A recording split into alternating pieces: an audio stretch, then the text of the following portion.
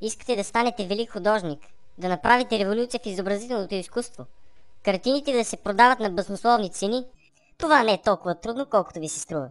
Достатъчно е да спазвате някои правила, които гарантират, че под четката ви ще излязат разтърсващи шедьоври.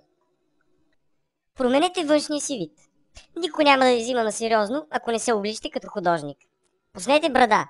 За жените не е задължително. Дългата коса, ярките шалчета, лолата и цветното таке също помагат. Особено важно е да се напивате редовно и да не се къпете по-често от един път месечно. Дамите, отдали се на изкуството, трябва да пушат евтини цигари, да говорят дрезгаво и убедително да псуват на майка. Изберете си жанр. Ако сте далтонист, насочете се към графиката. Ако пък живеете до каменна кариера, най-лесно ще е да се посветите на скулптурата. Проблем ще е обаче, ако решите да организирате изложба. Ще ви трябват камиони хамали. Изберете си обект. Зайчетата и бабината ви къща не са подходящи сюжети, с които да блеснете в арт-средите. Най-добре е да започнете с натюрморт. Ефтино е и не проявява капризи. Как се рисува натюрморт? Подреждате близо един до друг произволно избрани предмети.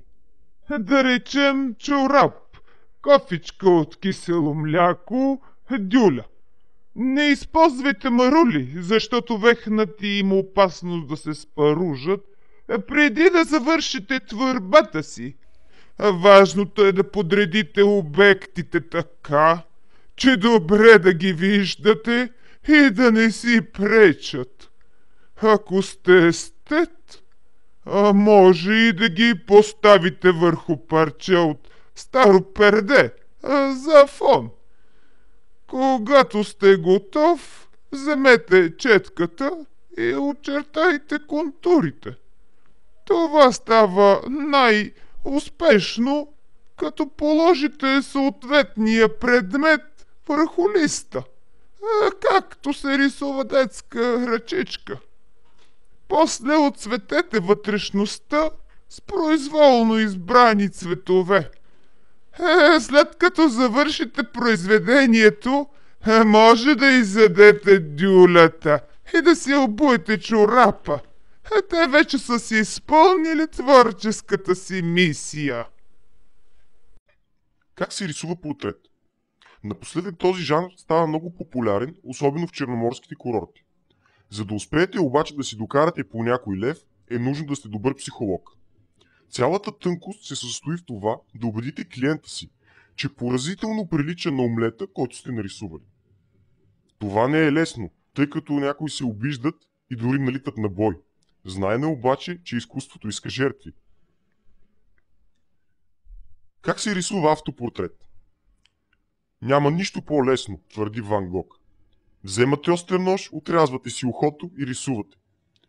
Не ви съветвам да възприемате този съвет, защото сляпото подражание в изкуството не води до никъде. А ако ушите чак толкова ви затрудняват, увийте ги в амбалажна хартия. Недостатъкът на автопортретите е, че трудно са продаваеми. Никой не иска да си закачи някакъв облещен урод в хола. Как се рисува голо тяло? Трудно. Да речем, че сте кандрадисали гаджето си да полежи дибидю с гола в името на високото изкуство. Проблемите обаче те първа започват. Първо, да убедите момичето да не трепери от студ, защото няма да излезе на фокус. Второ, да убедите себе си, че е по-важно да държите четката, отколкото гърдите на актовия модел. Трето, да обясните на чиновниците от Министерството на културата каква е тънката разлика между еротика и порнография. Ако след всички тези съвети все още не сте се отказали да ставате художник, най-добре е да отидете на психиатър. Може и да не ви помогне, но поне ще ви изслуша.